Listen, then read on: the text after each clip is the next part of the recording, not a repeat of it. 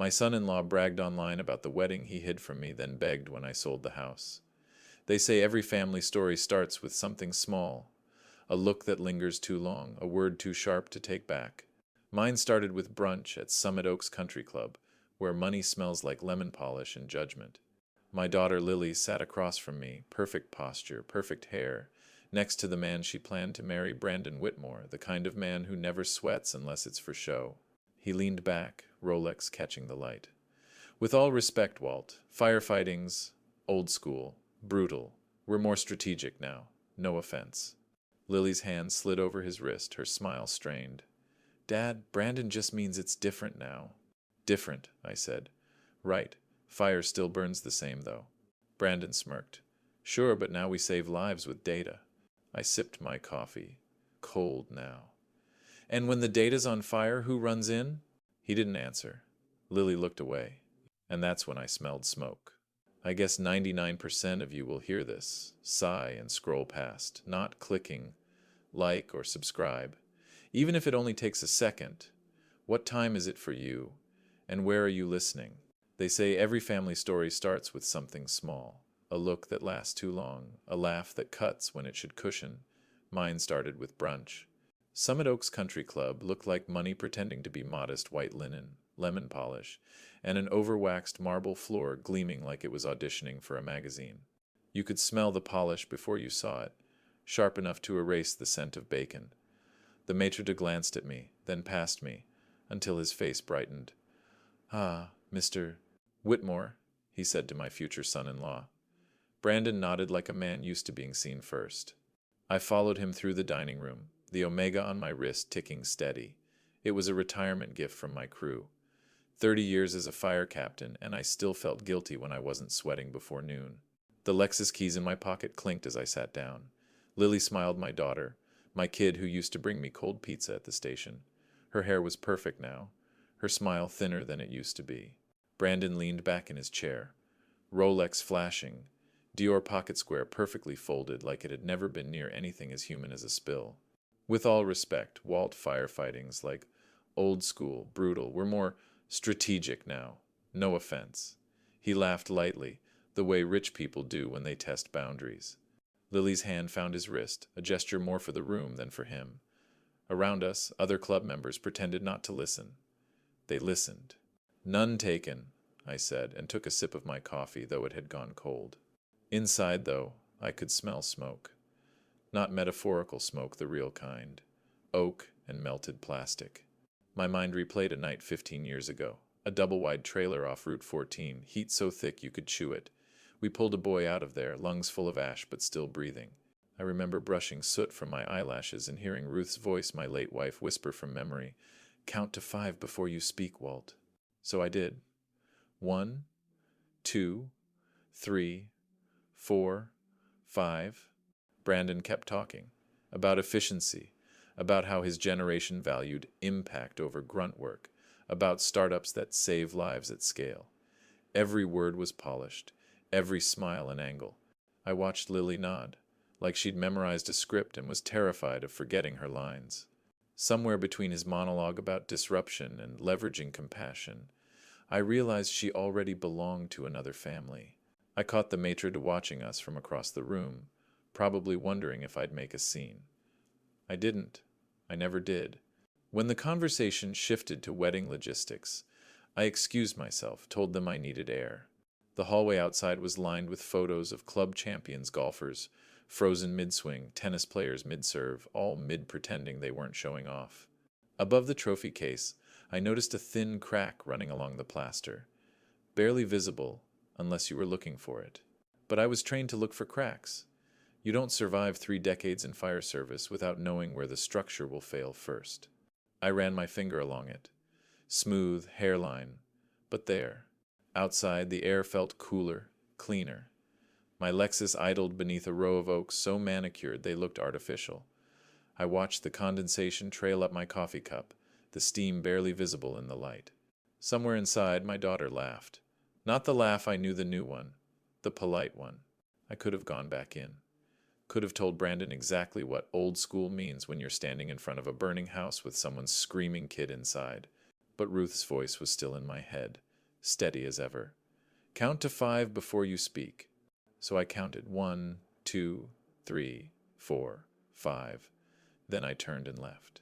I ran my finger along that tiny fissure in the plaster and thought, if the wall can lie, so can people. You can tell when someone starts deleting you from their life. It's never loud. It's the quiet edits first, the photos that disappear, the calls that take a little longer to return, the texts that end with, busy weekend, Dad, love you though. Lily lived downtown now, in one of those slick new buildings where the lobby smells like citrus and ambition. I hadn't been there before. The elevator hummed with muted jazz, and the scent of someone else's cologne lingered in the corner, expensive, sharp, a ghost that belonged to the kind of man who didn't hold doors. The walls were stainless steel, so reflective that my tie looked crooked even when it wasn't. I fixed it anyway. When she opened the door, Lily looked like she'd stepped out of a lifestyle magazine, barefoot, hair tied up, sweatshirt that probably cost more than my best suit. Her apartment was all Edison bulbs and clean lines, the kind of place where even the plants looked like they were on a retainer. "You made it!" she said, kissing my cheek lightly before turning back to the counter. The coffee machine hissed. Brandon sat at the dining table, half listening, thumbs moving fast on his phone. He didn't look up. "Morning, Walt," he said, tone casual, polite enough to pass inspection. The Rolex flashed when he reached for his cup. "Morning," I said. The mug in my hand felt wrong, too light, like it was for decoration, not drinking. Lily stirred oat milk into her coffee, her eyes never leaving her iPhone screen. "Dad, can we keep the wedding details low-key?" she said, voice careful, a practiced calm. "Brandon's parents have a plan. A vibe." A vibe. That word did more damage than any insult could have. Brandon smirked without looking up. "Yeah, we've got a brand to keep consistent," he said. "Weddings are, messaging." Messaging. I thought about Ruth, how she used to clip my firehouse commendations to the fridge with a magnet shaped like a tomato. "Real things don't need curation," she'd say, tapping the paper like it was holy. "You live it, that's the message." Now I was standing in a rented apartment that looked like an influencer's set, watching my daughter nod along to words like brand and messaging. I smiled, or tried to. "Of course," I said. "Low key. Whatever you need." The words came out smooth, practiced. Years of managing chaos at fire scenes taught me how to sound calm when I was burning inside. She looked relieved, like I'd passed a test I didn't know I was taking. "Thanks, Dad," she said, pouring coffee into a to-go cup. "You're the best." On my way out, I caught my reflection in the elevator door again. The tie was fine. It was me that had shifted. My eyes looked older, smaller somehow, like the world had zoomed out and left me as background. In the car, the Lexus engine purred like it always did. Reliable, predictable. I opened the Wall Street Journal from the passenger seat and circled an article about mortgage interest rates, though I barely saw the words. Just motion. Just habit. The phone buzzed once Lily again. "Love you, Dad. Don't stress about the rehearsal dinner. Brandon's mom has it handled, Ja." Handled.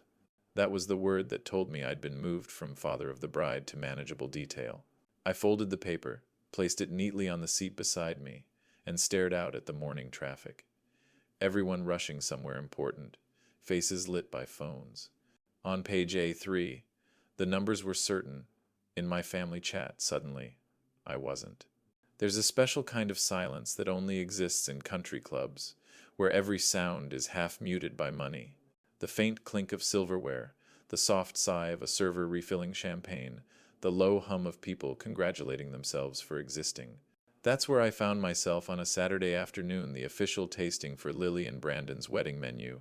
Summit Oaks Country Club, same place as before, same waxed floors, same air that somehow smelled like perfume and bleach at the same time. The host greeted us with a practiced smile. "Welcome, Mr. and Mrs. Whitmore," he said, shaking Brandon's parents' hands. When he got to me, the smile didn't falter, but his voice changed. "And you must be Mr. Hale?" "Hale," I corrected. "Like the weather?" He blinked, then moved on. We were led into a tasting room dressed like a bridal catalog, white linens, salmon rosettes on porcelain plates, the kind of room where even laughter had to sound curated. A trio of champagne glasses sparkled in front of each place setting. Brandon's mother, Diane, adjusted her Tiffany bangle as if to make sure the light caught it just right. "Isn't this lovely?" she said. Her tone made lovely sound like a compliment and a warning at once. "It's nice," I said. "Reminds me of the firehouse banquets, only with fewer ribs and more." Bubbles. The server poured champagne. Diane's smile froze for half a beat. Brandon chuckled. "Dad jokes," he said. With that smirk, he'd perfected the one that said he was laughing with me while actually laughing at me. Lily looked down at the tablecloth, tracing a finger along the edge of her napkin. Then Diane turned to me. "Walter, sweetie," she said, her voice syrupy but sharp.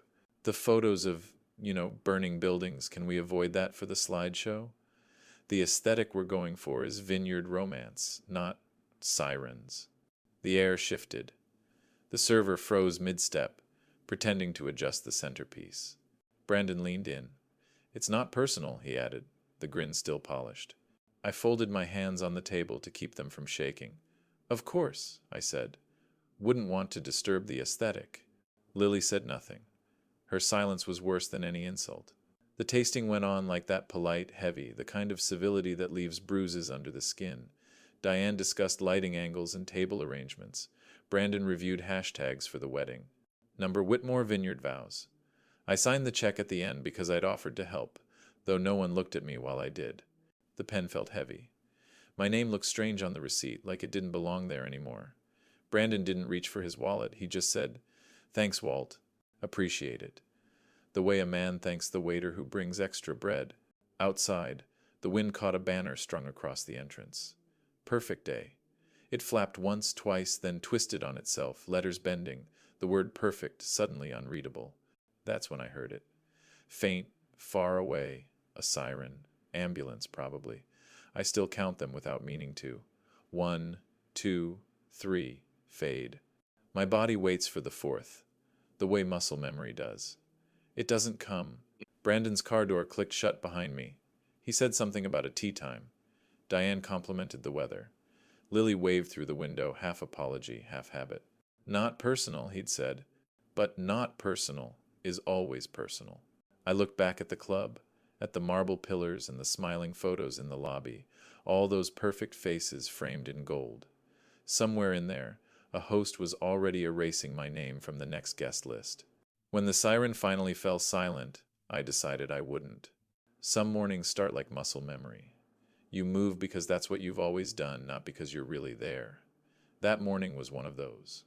I poured the last of my Starbucks Pike into a chipped mug from the old firehouse chili cook-off, the one with the logo half scratched off and my call sign still faint on the handle.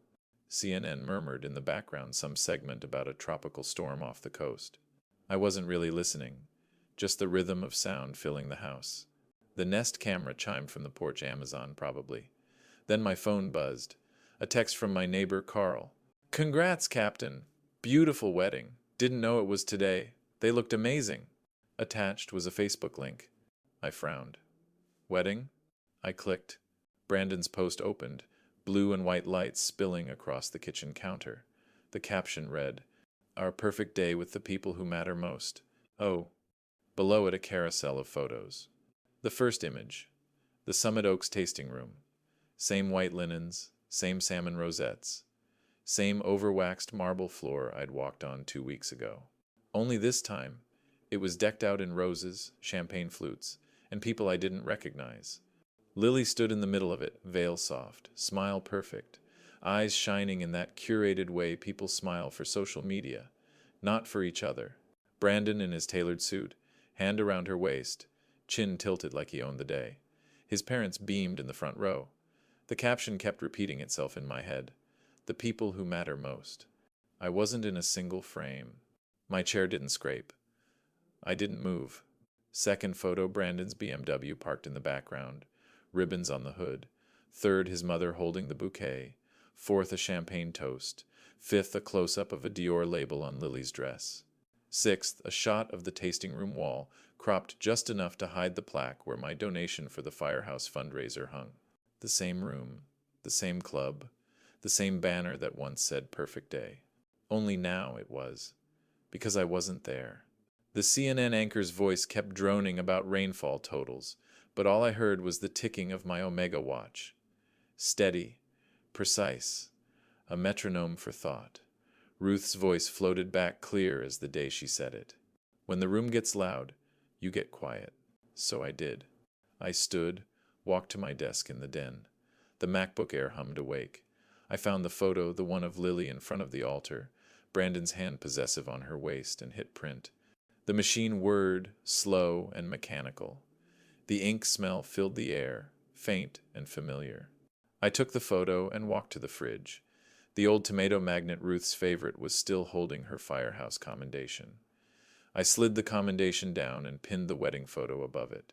The paper edges curled slightly at the corners, like even they didn't want to stay. The house was quiet. No music, no phone calls.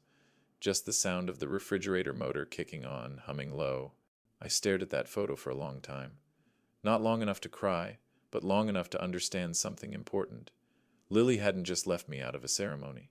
She'd rewritten history to make it look like I was never in the story. I didn't throw the photo away. Didn't call. Didn't text. Didn't rage. I just said it softly, almost conversationally, like Ruth was still there to hear it. Okay. I put the printed photo under the magnet where Ruth's commendation used to live and said softly, okay. The shop was quiet that night. Just the low hum of the mini fridge, the faint tick of the wall clock, and the smell of old canvas and machine oil. Hale Safety Supply didn't look like much, half storage, half workshop, but it was mine. Rows of box turnout gear, helmets, gloves, equipment I'd spent years selling to smaller firehouses across the county. I liked being surrounded by tools built for saving things. The phone sat face up on the workbench. Her name was still Lily Girl in my contacts. I hadn't changed it. I hit call. It rang once, twice, then her voice light, careful. The kind of voice people use when they're trying not to sound guilty. Dad. Hey, I said, keeping it even. I saw the photos. Pause. Then a soft exhale. Dad, it was small. We wanted privacy. Privacy didn't include your father? She hesitated. I could almost hear the gears turning. The phrasing was coming from somewhere else, someone else. Brandon thought it might be, less complicated. I let that hang there. Less complicated. Your husband, I said slowly, thought my presence was complicated. The silence on the line stretched. I could hear the faint city noise through her speaker traffic, a siren far off, maybe even laughter from another room.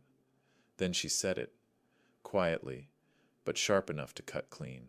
Don't make this about you. The words landed like a door shutting in slow motion. No slam, just the final click. I didn't argue, didn't raise my voice. I'd spent too many years talking men down from chaos to mistake noise for strength. I just set the phone face down on the bench and stared at it until the screen dimmed. Don't make this about you. That was the line I'd repeat to myself once, and never again. I breathed in through my nose, out through my teeth, the way Ruth used to remind me to when I was angry. The air felt heavier tonight, like something had shifted in it.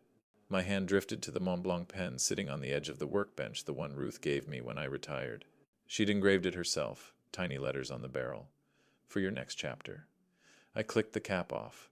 The nib caught the fluorescent light, a sharp glint of silver. It wasn't a weapon. It didn't need to be. It was a tool that never shouted, just signed the right papers. I walked to the corner and knelt by the safe. My knees cracked like old wood. The combination dial turned slow, steady. Inside manila folders, a few binders, the things people never think about until they have to. Deeds, trust packet, a will. I brought them to the workbench, laid them out in a neat line like fire hose, orderly, deliberate, one for the house, one for the business, one with Ruth's name still on the signature line. I'd left it there all these years, like a quiet partnership that didn't need words. If I couldn't be in their pictures, they couldn't live in mine. That thought came simple, calm, like policy. I wasn't angry anymore. Just done. There's a difference. I clicked the pen once, twice, then set it down parallel to the folder edges. The ink would come later. Not tonight. The clock ticked. The mini fridge hummed. The world outside spun the same as it always had. Some people break things when they're hurt. I build lines. Paper ones, clean and final. I turned off the light, leaving only the faint glow from the street outside falling across the bench. The pen, the folders, the phone, all waiting. If I couldn't be in their pictures, they couldn't live in mine. I'd been inside burning buildings that felt quieter than my own house that week. It wasn't grief this time, it was air that didn't know who it belonged to. Every room still held a version of us. Ruth's books stacked by the window seat, Lily's framed graduation photo on the mantel, the dent in the wall from when I misjudged the Christmas tree angle 5 years ago. But all of it felt staged now, like a museum of people who'd already left. When you've spent a lifetime running toward fire, you learn the only way to stop the spread is to draw a line and hold it. So that's what I did. I made an appointment downtown with my real estate attorney. Midtown traffic was its usual symphony of horns and sirens, the city pretending to be urgent. His office sat 20 floors up, glass conference room overlooking a skyline that always looked better from a distance. He greeted me with the tone people reserve for bad news or polite curiosity. "Captain Hale," he said, gesturing to the chair across from him. "You're selling the property?" "That's right," I said. My voice didn't waver, and that surprised me a little. He slid a folder across the glass table, tapping the top page. "Title's clean. You're the sole owner. We can close in 30 days. Make it 21. He blinked. "That's ambitious. I've seen worse deadlines." The agent sitting in the corner finally spoke up, her pen clicking nervously. "Are you sure, Mr. Hale? Your daughter—" I looked out the window.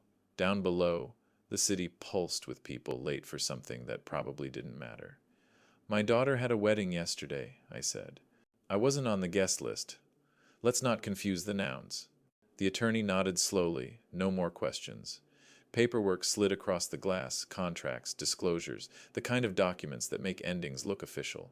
I reached for the Mont Blanc pen Ruth had given me when I retired, clicked the cap off and signed. Each stroke of ink was clean, deliberate, surgical. My reflection stared back at me in the glass table, older, calmer, no longer negotiating. When it was done, the attorney tapped the final page. "We'll issue a Bank of America cashier's check once funds clear escrow, likely by Friday." "Friday's good," I said, standing. Outside, sirens ghosted up the avenue. That familiar wail fading the way it always does loud, then gone. I buttoned my jacket and noticed a loose thread on the cuff. I tugged it gently. It didn't snap. Things rarely do right away. That afternoon, the realtor met me at the house. She moved briskly, efficient, snapping photos on a wide-angle lens. "It's a beautiful property," she said. "Someone will fall in love with it fast." "They always do," I murmured. She didn't hear. The camera clicked living room, kitchen, backyard. When she reached Ruth's reading chair by the front window, sunlight poured across the fabric in a perfect stripe. For a moment it looked like she was still sitting there, book open, half a smile, waiting for me to come home. By the next morning the listing went live. 4 hours later an offer came in over asking. Cash buyer. Young couple expecting their first kid. My realtor sounded breathless on the phone. "They love it, Walt. Said it feels safe." "Good," I said. "It should." We scheduled the closing for Friday. That night, I walked room to room, touching the walls like I was checking for heat. The house didn't feel like it was dying. It felt like it was exhaling. I didn't leave a note, didn't warn anyone, didn't need to. On the sidewalk outside, a siren came and went. The decision didn't. A week can stretch or vanish depending on how cleanly you cut the cord. Mine had been quiet, too quiet, if I'm honest. The kind of quiet that hums. I'd moved into the small apartment above Jimmy's Auto, a place that smelled like motor oil, cigarette ash, and ambition. The walls were thin enough to hear the sockets cough when someone downstairs started a wrench, but it was mine. No curated spaces, no echo of someone else's approval. The coffee on the windowsill had gone cold by the time the phone rang. Unknown number, but I already knew who it was. "Walt, hey, listen, man," Brandon said, his voice pitched high. Artificial cheer pasted over panic. "Family's family, right? We were counting on the house. Just found out you sold it." I let the silence answer first. He rushed to fill it. "We had some bridge loan stuff lined up. Nothing major, just timing, you know? The house was kind of, our collateral." "Our?" I said, calm. "Yeah, like, Lily's name." "She's your kid, so technically—" He trailed off, words stuttering like a car low on gas. "Technically," I said, "the title's been in my name alone since Ruth passed. You knew that." "Yeah, but come on, man, you can't just sell it." "I did." He went quiet for a second, then a nervous laugh. Okay, okay. But at least, like, leave a key or something? The media room? We posted about it. People think... I saw the post, I said. He swallowed. I could hear it. Please, Walt. Please. We're in deep here. The bank's calling, the numbers look... I know things got weird, but you don't have to punish us. It's family. Brandon, I said. You and I don't share that word. There was a beat, a small one, but long enough for me to hear his composure crack. His voice came out smaller. Please. Just that. One word. Thin as paper. I didn't hang up right away. Didn't gloat. Didn't deliver a speech. There's a kind of revenge that looks like restraint. Letting a man sit in the space between the life he built and the reality he ignored. From the fire escape outside, a hollow clunk broke the silence. Murphy, the neighbor's cat, had landed, stretching like he owned the place. He stared through the glass with those eyes that never blink first. Judge, jury, executioner, I laughed once. Just once. It helped. Brandon tried again. We can fix this. You don't want Lily. I want her to learn something you can't teach her, I said. Another silence. A door closing somewhere far away. Then the sound of him exhaling, like he'd run out of script. Goodbye, Brandon. Click. When the line went dead, the building sighed, and so did I. No victory, no fireworks. Just oxygen where obligation used to live. Downstairs, Jimmy turned on the radio. Some old country song about losing what you never deserved. It fit the moment too neatly, but life does that sometimes. I leaned back in the chair, looked at the skyline through the greasy window, and realized something new. Revenge isn't a single act. It's maintenance. You keep the lines clear, the air clean, the boundaries sharp. The phone buzzed once more, a text this time. A photo of Lily and Brandon, older posts resurfacing. Our forever home grateful every day. Forever had lasted 6 days. I deleted the message without opening it fully, reached for the cold coffee, and took a sip anyway. When the line went dead, the building sighed, and so did I. I guess 99% of you will hear this, sigh and scroll past, not clicking like or subscribe, even if it only takes a second. What time is it for you, and where are you listening? Summit Oaks had always been a stage for people pretending not to perform. The floral centerpieces changed, the faces didn't. Polished veneers, names engraved on brass plates, conversations about golf handicaps dressed up as philanthropy. This time, though, it would be my stage. The country club's events office hadn't changed since the last time I stood there. Same floral swatches pinned to corkboard, same too bright assistant typing with the rhythm of someone paid to smile through anything. The air smelled like citrus and entitlement. She looked up when I stepped in. Captain Hale, she said, voice perky, professional. How are you? I'm fine, I said. We'll host the Hale Scholarship Night next month as usual. Of course, the community loves it, she chirped, pulling up the calendar on her monitor. We still have your preferred Thursday. Would you like the ballroom or the tasting room again? I smiled thinly. The ballroom, and we'll add a short program at the top. I'll speak for 5 minutes. There'll be a slideshow. Oh, lovely engagement, she said, tapping away. Yes, I said. Engagement. The word felt different in my mouth this time, less social, more surgical. I signed the contract, ink steady, and slid my Mont Blanc pen back into my jacket pocket. The same pocket I'd used for incident reports and fire codes back when paperwork still meant protection. Outside, the winter light cut sharp across the parking lot. My reflection in the glass door looked like a man running logistics, not emotions, and that's exactly what I needed to be. On the way home, I called the VFW post. Color guard, Hale Scholarship Night, usual time, full dress. Copy that, Cap, the voice said on the other end. We'll be there. Next, call my local paper. Feature the scholarship stories, I told the editor. Focus on the kids' trade school, EMT welding, working hands. I'll send photos. He agreed immediately. People like stories about hope. They don't realize how much truth hides inside them. Back in the apartment, I opened my iPad and began building the slideshow. The first photo wasn't me. It was a cadet pinning a badge on her jacket, smiling like she'd just been handed the world. The next 3 volunteers outside a burned-out house handing blankets to a family. No filters, no hashtags. Just service. The rhythm came back to me the way you line up evidence without ever calling it that. I scrolled through the old Hale safety supply photos, charity fundraisers, firehouse checks, cadet scholarships. Every image said what Brandon's Facebook captions never could. Later that evening, I drove to the credit union. The branch manager, a friend from the old days, greeted me with a handshake that meant more than words. "Heard about the sale," he said quietly. "Clean deal," I replied. "Needed to close that chapter." He nodded. "You doing okay?" "Doing," I said, "better than pretending." Before leaving, I stopped in the lobby where the scholarship plaque hung on the wall. The metal was cool under my fingers, the engraved names gleaming faintly in the fluorescent light. Kids who'd gone to EMT school, welding programs, community college, real work, real effort. Ruth would have been proud. I didn't think about Brandon or the house or the Facebook photos. I thought about them, the ones who still believed service mattered more than selfies. That was the ecosystem I'd built. Not money, not property. People who remembered what integrity smelled like. Smoke, sweat, and grit. Back in the apartment, I checked my email. One by one, confirmations came in VFW, catering, media, volunteers, every thread of my network tying itself together again. When the email confirmations stacked up, I finally opened a new file and typed its title, "What Happened at Summit Oaks?" The light in my apartment turns sharp around 5:30 this time of year.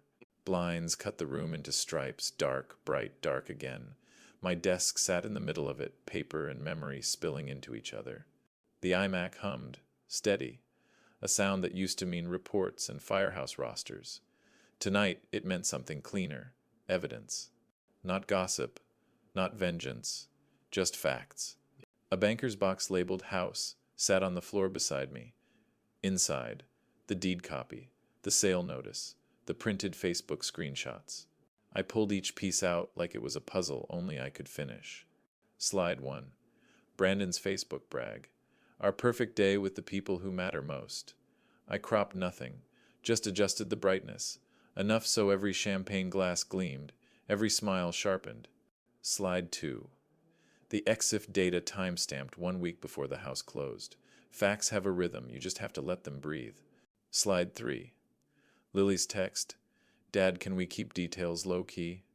Brandon's parents have a plan, a vibe. Slide 4. The deed transfer, county stamp crisp at the bottom. Recorded. The rest came easy. I added the donor credit page, the local credit union, the firehouse auxiliary, a few retired chiefs who still believed the word community meant something. Then, to anchor it all, the final slide. A cadet pinning a badge to her uniform jacket. No caption at first. Then I typed, "Legacy is behavior." I leaned back, watching the glow of the screen flicker across the blinds. Outside, the sound of a passing train dragged through the night. My phone buzzed. Chief Ramos, my old deputy. "You ready for tomorrow?" he asked, voice steady but weighted. "I'm speaking for 5, I said, "and I'll keep it decent." He chuckled softly. "Make it true, Walt. Decent follows truth." After we hung up, I sat for a long minute, listening to the hum of the iMac. Another buzz, a text this time. Unknown number at first glance, but I recognized the tone before I opened it. "Captain Hale, just a friendly reminder from the Summit Oaks board. Let's keep tomorrow's event positive. No personal drama. Everyone's excited for the scholarship presentation." I typed back, "Agreed. We'll keep it factual." Factual makes people sweat. As the cursor blinked, I felt something faint drift across the air, a trace of Ruth's perfume. Not a memory, not imagination. Real. It came from the scarf I'd never boxed, the one draped across the chair behind me. I turned, picked it up, and let the scent settle before setting it gently on top of the banker's box. A blessing, not a goodbye. I went back to work, tightened transitions, checked formatting, re-exported the file twice. No music, just words and light. I wanted it to hit clean 5 minutes that could level years of polite erasure. When it was ready, I named it Hale Scholarship, 2025 Final, FINALE Mauve, and locked it with a passcode only I knew. No leaks, no counterspins. For good measure, I uploaded a generic placeholder file to the club's AV system labeled Scholarship Highlights, so no one would pre-screen the real presentation. The truth didn't need rehearsal. I backed everything up on a thumb drive, slipped it into my wallet beside Ruth's photo. Then I checked the clock, 8:42. The kind of time where the night feels like it's waiting for permission to begin. When the file exported clean, I set the iPad to charge and the Mont Blanc beside it, two quiet tools that don't bluff. Tomorrow wasn't about revenge. It was about record keeping. Summit Oaks' boardroom always looked like it was trying to forget what real work felt like. Pale oak table, polished to a mirror, a sweating pitcher of cucumber water on a cork coaster, a vase of flowers trying too hard, too much baby's breath, not enough sincerity. The meeting invite had come through that morning. Subject line: clarification for scholarship night. The kind of phrasing that promises trouble wrapped in courtesy. I brought a cork-bound notebook, the kind you can slide across a table without making a sound. When I arrived, the events chair stood to greet me, Catherine Doyle, all smiles and posture. Brandon's mother, Diane, sat already, her Tiffany bracelet chiming when she shifted. Her perfume smelled like citrus and control. Captain Hale, Catherine began, voice smooth. We absolutely adore your scholarship night. It's such a pillar for our community. That's good to hear, I said. She hesitated, then reached for the pitcher. We just wanted to discuss tone for the opening remarks. Tone, I repeated. Diane leaned forward, smile tight. Walter, we want to protect Lily from spectacle. She's had such a stressful few weeks. I folded my hands on the table. Me too. For a second, no one breathed. Then Catherine exhaled like she'd just stepped into cold water. So, we're in agreement then? Yes, I said evenly. We agree to tell the truth kindly. The air shifted. Diane's bracelet clinked again, sharper this time. Walter, she said, her voice coated in sugar, this isn't about sides. It's about propriety. Understood. I opened my notebook, clicked my pen. Could you put that in writing? Propriety as policy. Catherine blinked. Policy? If there's a restriction on content, I'd like to review it before we proceed. Her smile faltered. Oh, no, of course not. Just a friendly reminder, a mutual understanding. Then we have none, I said quietly.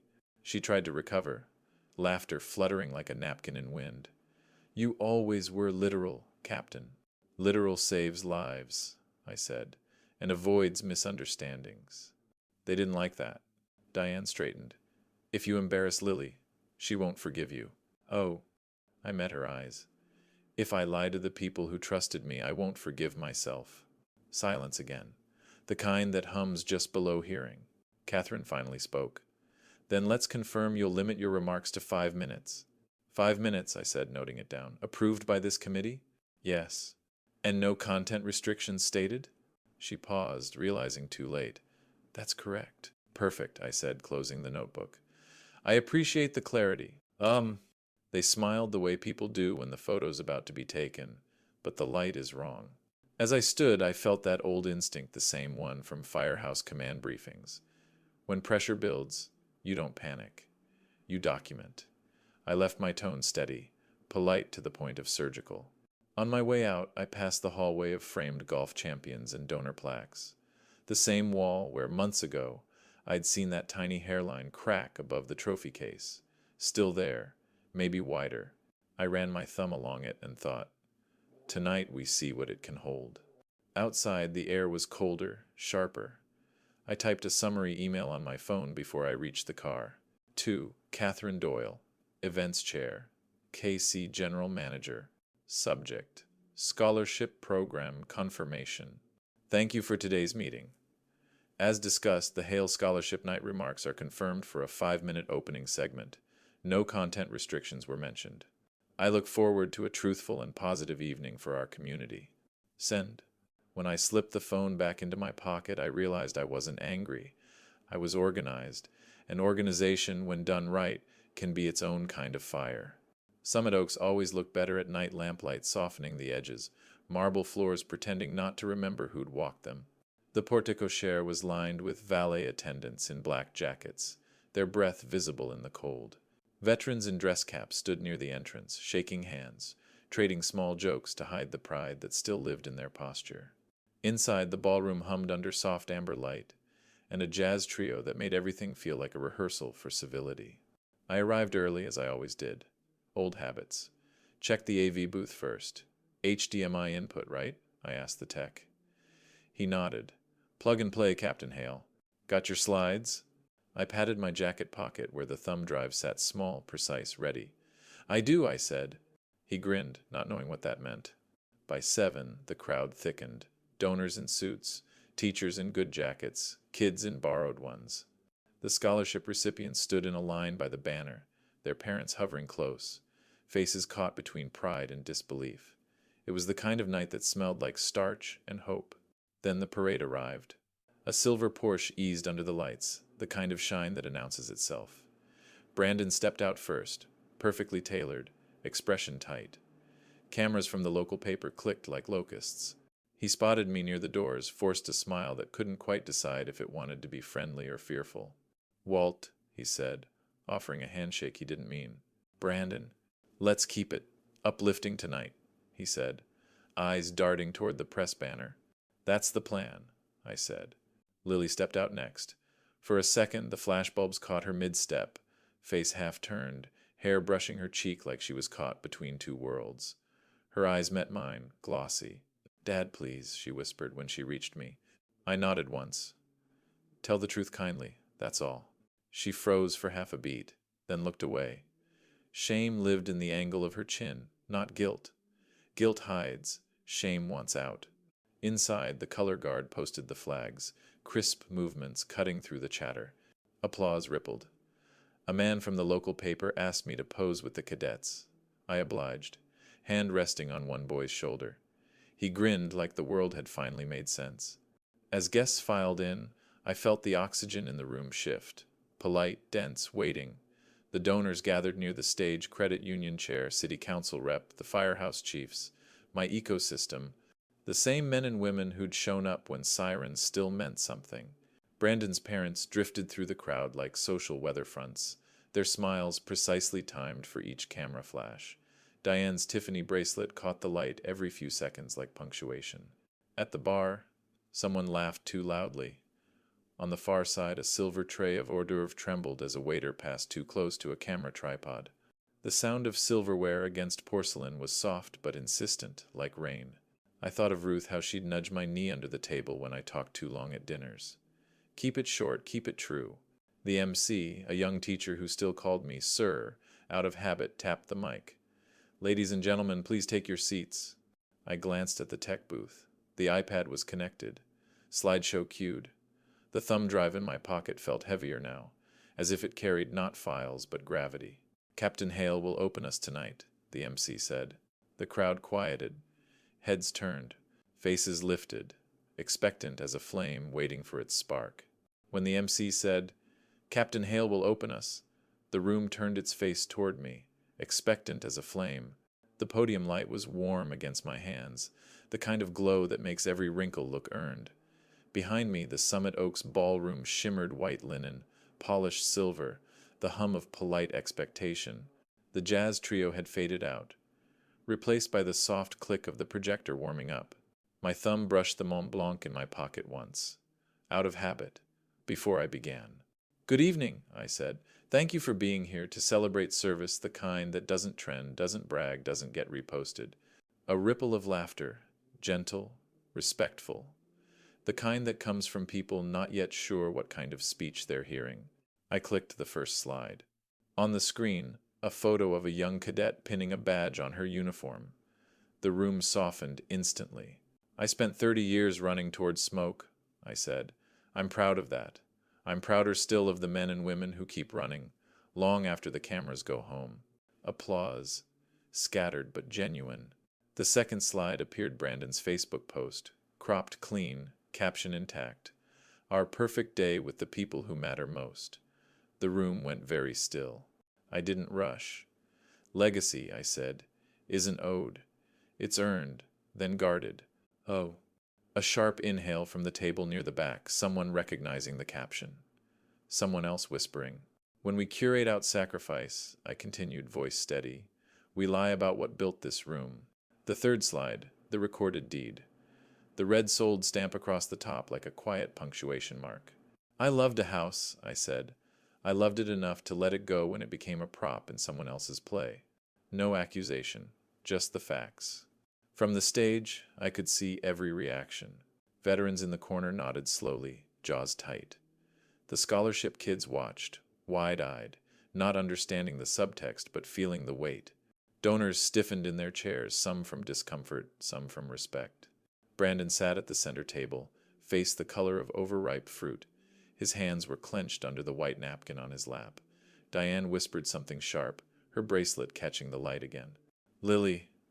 Lily didn't move. Her chin trembled once. Then her hands folded in front of her like she was bracing herself against a wind no one else could feel.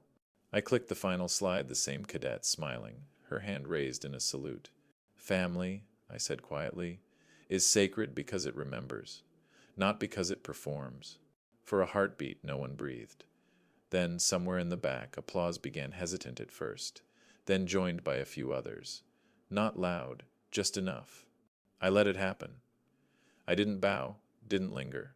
I closed the laptop, thanked the MC, and stepped back. A bead of sweat rolled along my spine. My voice hadn't shaken once. 30 years of fire scenes had taught me that steady doesn't mean calm, it means control. As the applause tapered off, I could feel the room's temperature shift again. Not anger, not yet, but the static of realization. The truth had landed, and it wasn't leaving. I glanced once toward the back, where the cadets stood at ease, the flags behind them perfectly still. That was the point, really to remind them that honor doesn't vanish when the applause does. I turned from the podium, exhaled once, and started toward the side of the stage. When I stepped away, I didn't look at Brandon. I looked at Lily, and she was already walking toward the side door. The service hallway behind the Summit Oaks ballroom smelled like lemon cleaner and steamed the scent of things scrubbed just enough to look new. The music out front was muffled by the wall, the applause distant and uneven. Someone had left a bus tub of empty glasses on a cart, the tang of detergent rising faintly in the air. That's where Lily found me. Her heels clicked once, then stopped. I didn't turn around right away. Years of firehouse instinct let the silence announce what kind of fire it is before you move toward it. Dad, she said softly. I turned. Her eyes were red, but her posture still tried to be elegant. Shoulders back, chin lifted. Performance muscle memory. I'm sorry, she said. The words coming out rough. Gravel scraped through grace. I was wrong. About everything. I waited. She took a shaky breath. I thought if I looked perfect, I'd be safe. I studied her, not answering yet. The hum of the dishwasher filled the pause. Safe from what? She hesitated, eyes flicking toward the ballroom doors, where laughter had started up again, someone pretending nothing had happened. From being like you. The words hit with more sadness than sting. Me? I asked. She nodded, a tear smudging her eyeliner. Real, loud, messy, true. You tell stories that make people uncomfortable. You don't hide your scars. I thought if I could just control everything, maybe I wouldn't get burned. I looked down at my wrist. A thin line of old fire scar ran just above where my watch Saturday. It had itched earlier in the night. Now it pulsed faintly, body memory of heat. I rubbed it with my thumb until the sensation passed. And? I asked quietly. She smiled then, the smallest one I'd seen since she was 10. And then I missed you anyway. We stood there, father and daughter, between two worlds, her ballroom and my hallway, her polish and my plane. I'm not going to unsell the house, I said finally. My voice didn't rise. That line stays where I drew it. I know. She nodded quickly. I'm not asking you to. That surprised me. Then what are you asking? She exhaled. How to turn around without breaking everything else in half. The sentence cracked something open between us. For the first time, she wasn't performing, she was admitting gravity. I don't know, I said honestly, but coffee helps. Tomorrow morning, Credit Union Cafe, 9. Her relief came like a breath she'd been holding for years. Okay, that word again, but this time it sounded like a beginning, not a surrender. I nodded once, then leaned against the wall. The hum of the dishwasher grew louder. Somewhere down the hall, a server laughed, the sound echoing off tile. Lily, I said after a moment, you don't have to be perfect to be safe. You just have to stop letting scared people write your rules. She nodded, eyes wet again, but steadier now. You're talking about me or Mom? Both of you, I said, and maybe me too. She laughed once, small, real, uncurated. Then she squeezed my arm lightly, careful, like testing if contact would hold. We stood there a second longer, listening to the muffled applause we hadn't earned yet. When Lily and I stepped back into the ballroom, the air had changed. Not loudly, no scene, no outburst, but subtly, like the temperature had dropped a few degrees while no one was looking. The jazz trio had shifted to a cover of Blue Skies, playing it the way people play when they're trying to make optimism sound mandatory. I stayed near the edges. My work was done. The network would handle the rest. The first to approach was the guild chair, a big man with calloused hands and a suit that didn't quite fit his shoulders. "Captain," he said, voice low but solid. "Hell of a speech. We'll cover 2 cadets this year." He hesitated, then added, "Make it 3." I nodded once. "Appreciate that." Then the contractor Harold Green slipped up beside me. He looked like he'd aged 10 years in the last 10 minutes. "Captain," he murmured, phone in hand, "I'm sending this now so I don't forget later." He tilted the screen toward me. A text already typed, thumb hovering over send. "Hi, Paul. I'll be withdrawing from the Willow Creek Partnership. Let's call it Creative Differences. Wish you all the best. Paul," Brandon's father. "I can't build with men who don't respect the men who build," Harold said quietly. Then he hit send. One text. One less contract. That's how reputations burn in rooms like this, not with flames, but with quiet logistics. The veterans lined up next, each handshake short, eyes longer than words. One of them pressed a folded donation check into my hand, without breaking stride. Another said, "You reminded them what work looks like." I didn't answer, just met their eyes, steady. Across the room, Brandon's parents tried to keep smiling. Diane's lipstick looked too bright under the chandeliers, her Tiffany bracelet catching every camera flash like it wanted to be anywhere else. Brandon hovered beside her, expression frozen somewhere between fury and disbelief. The Porsche keys glinted in his hand, small, useless symbols of control. The club general manager drifted over, face tight with diplomatic strain. "Powerful speech," he said, tone carefully neutral. "Thank you," I replied, same tone.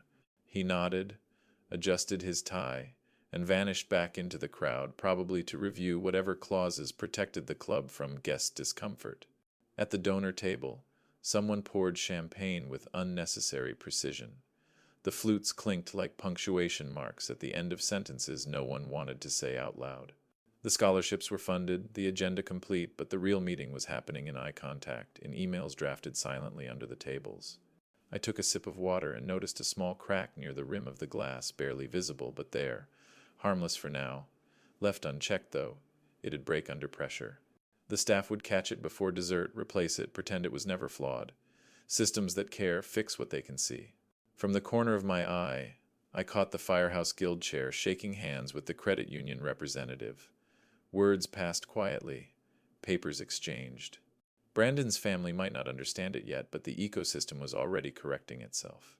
Lily sat near the back, shoulders slightly slumped, but no longer hiding. She looked at me once, just long enough for me to know she understood what the room had done. Not vengeance, balance. By the time the plates cleared, the story no longer belonged to me. The bell above the door chimed the same way it always did, soft, metallic, memory-shaped. I looked up from the counter at Hale Safety Supply, where I'd been restocking gloves and updating invoices, and there he was. Brandon, no Porsche this time, no suit. Just jeans, scuffed sneakers, and a look that said he hadn't slept in days.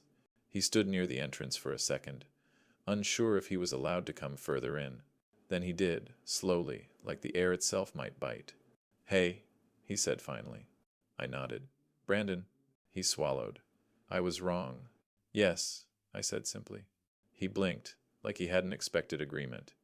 "I need you to tell Lily to come home." "No."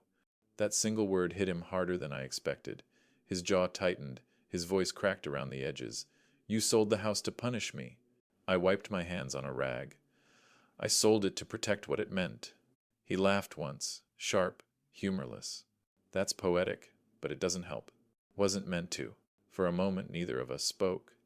The only sound was the soft hum of the refrigerator in the back and the faint buzz of the scanner crackling from the storage room. A small call. A minor accident somewhere. Still, my body leaned toward it out of instinct, like a compass to an old command. Brandon finally exhaled. My clients are pulling back. The club's board voted to reconsider our contract. The bank says they're reviewing our refinance file.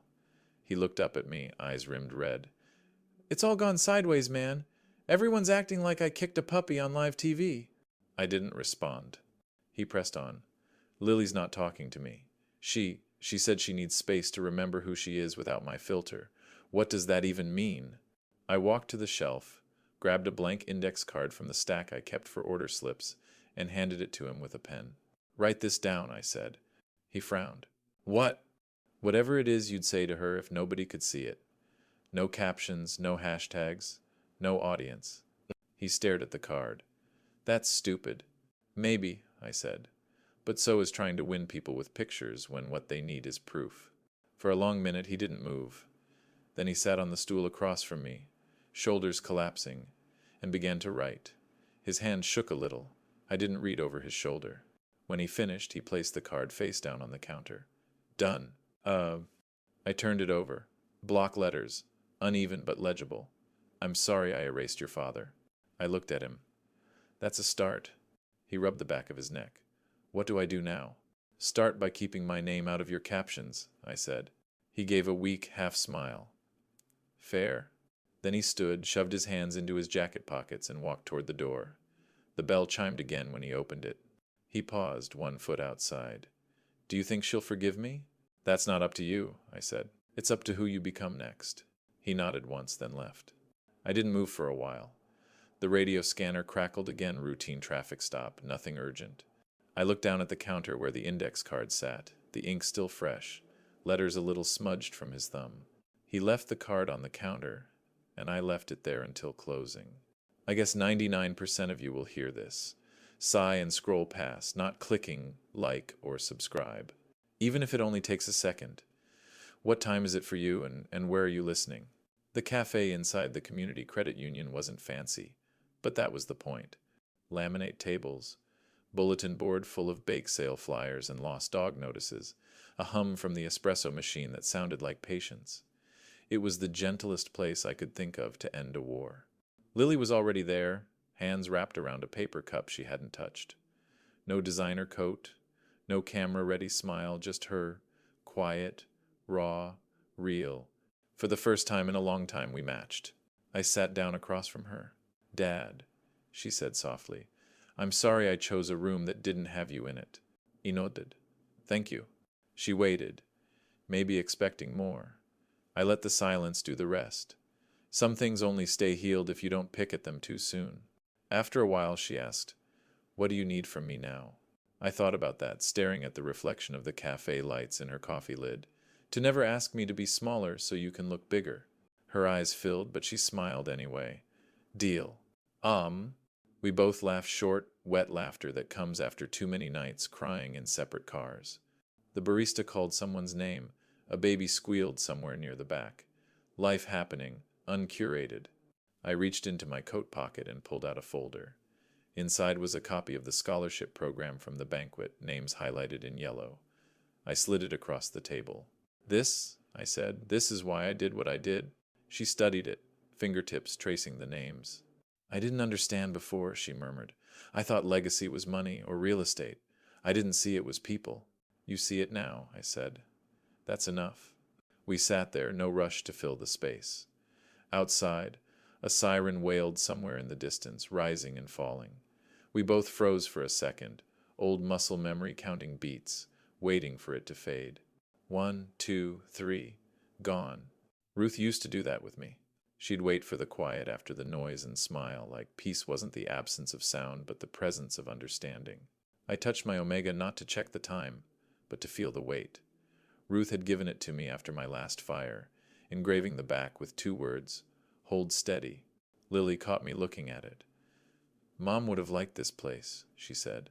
She liked rooms that didn't need announcements to be important, I replied. Lily smiled again, small but steady. So what now? Now, I said, leaning back. We start small. Sunday dinners. No club talk. No press releases. Just food, truth, and maybe a movie if we're lucky. She nodded. Okay, We finally lifted our cups. The coffee was lukewarm, bitter, exactly as it came. We took our first sip together. It wasn't sweet, and it didn't have to be. Outside, sunlight caught on the credit union's glass doors, scattering across the bulletin board full of ordinary lives, carpool sign-ups, community drives, a photo of a missing golden retriever named Daisy. I looked at Lily, and for the first time in months, I didn't see the woman who'd shut me out. I saw the kid who once stayed up late to help me polish my badge before shift. The same eyes. The same tremor before hope. Legacy isn't inherited. It's rebuilt, one honest conversation at a time. And if I ever tell this story again, it won't be for the people who broke it. It'll be for the cadets, and for anyone who still thinks legacy is just a prop.